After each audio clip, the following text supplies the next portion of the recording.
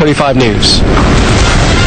All right, Glenn, as always, keeping an eye on the tropics, because, Glenn, we know this time of year, if we do get hit with any tropical issues, they could probably be pretty strong. That is correct. However, one thing's been thwarting all of that has been the dust off of Africa, and it's really interesting to note the amount of dust that's been coming off the west coast of Africa has decreased over the last couple of weeks, and now Umberto has formed in an area where there is no dust. So, again, it's kind of an interesting connection that we've seen so far this hurricane season. So right now we do have Umberto located out across the eastern Atlantic right now. It is a tropical storm, and it looks like the system will continue to basically work its way to the north. It is getting stronger. This will be one of the stronger systems we've seen so far for this season. Right now, winds are up to 50 miles per hour. It's moving due west at 13. However, the official forecast track does take this system more towards the west, then west-northwest, and then eventually due north. So it appears that this system will not be a bother whatsoever. However, it is still forecast to become a hurricane as we head into about the next 12, maybe 48 hours, and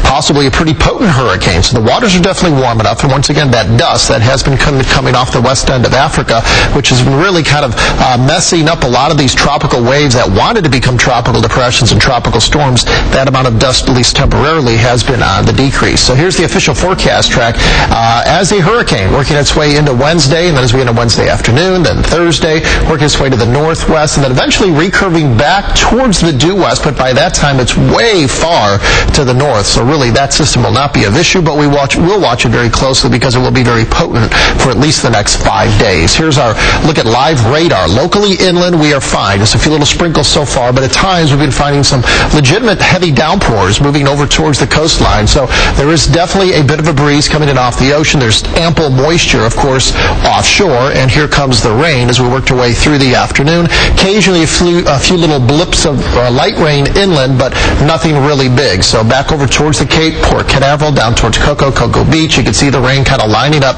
moving inland, and at times, again, some of this rain has been trying to work its way as far inland as the Kissimmee-St. Cloud area. Here's where the rain has come down so far today.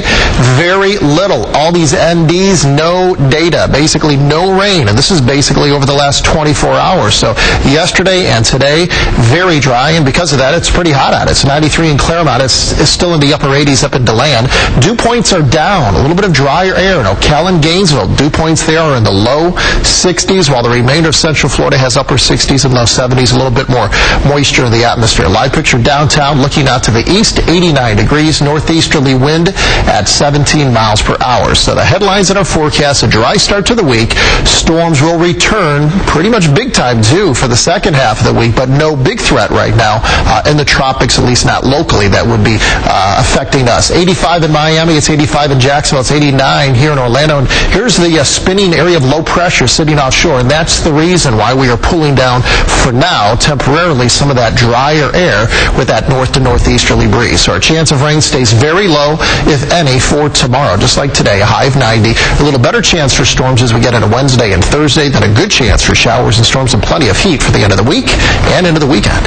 All right, well, thanks. Instagram looking to make some cash. Yeah, and Facebook backing off from video ads with sound. We're going to break it down for you straight ahead. Stay with us.